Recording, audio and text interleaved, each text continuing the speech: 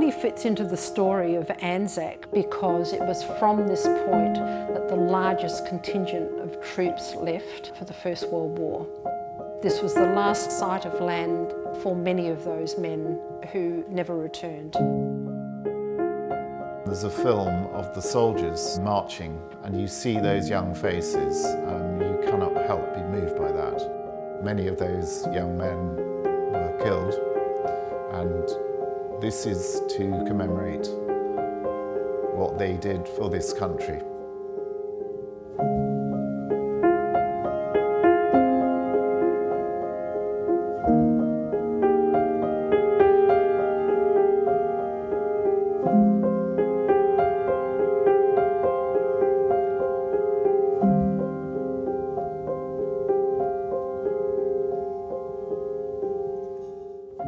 My name is Bruce Munro and I'm an artist mainly working in light.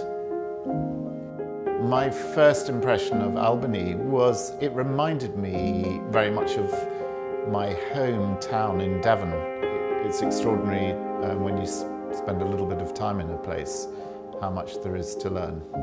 I'm very interested in time and place, and I've used light over the last number of years to try and express these themes.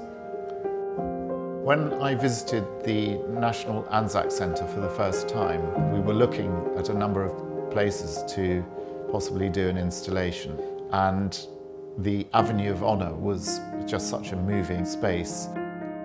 I had a great uncle, Joseph Nathaniel O'Brien, who went to Gallipoli. He was injured on the beaches and he came back on a hospital ship, and then he signed up and went again. My great-grandfather fought in World War I in the Light Horse Brigade. I think it's an amazing tribute to the Anzacs and the sacrifices that they made, especially being amongst the trees where the plaques are planted by people who lost loved ones in the war. I've never created literally an avenue of light, and it felt extremely relevant to place the field of light under the trees to coincide with the 1418 centenary of the Anzacs. With war, we have to have a positive message. This museum and this whole space is a commemoration for people who have given their lives, but it's also a message to us all that we mustn't do this again. And if the field of light stands for anything, is let us live in peace, not in war.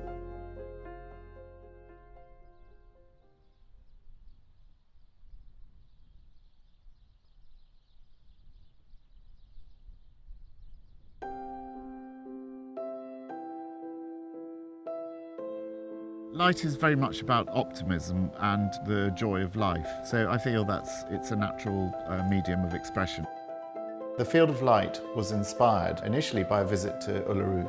It consists of some acrylic stems, and then there is a fibre optic fibre that goes through the stems, and that connects a glass sphere. So if you have a light source at one end, the light travels down the fibre optic and that goes into the sphere and lights it up.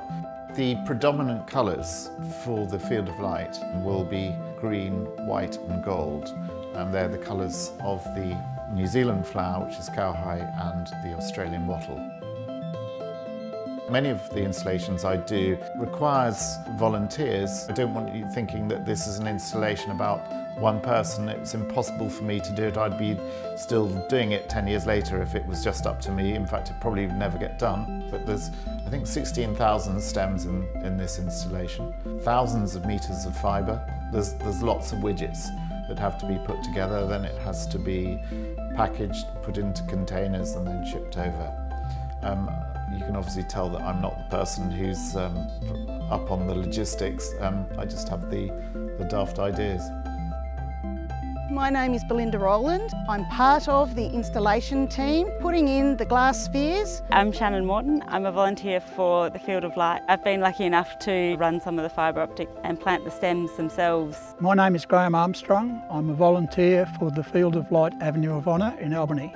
The Field of Light will be an amazing display. It's a reflective time to remember those that gave their lives in all wars. I would love people to come and see the installation, but there are so many reasons to come to Albany anyway, and this is hopefully a small but important commemorative time, and I hope they'd come and enjoy it.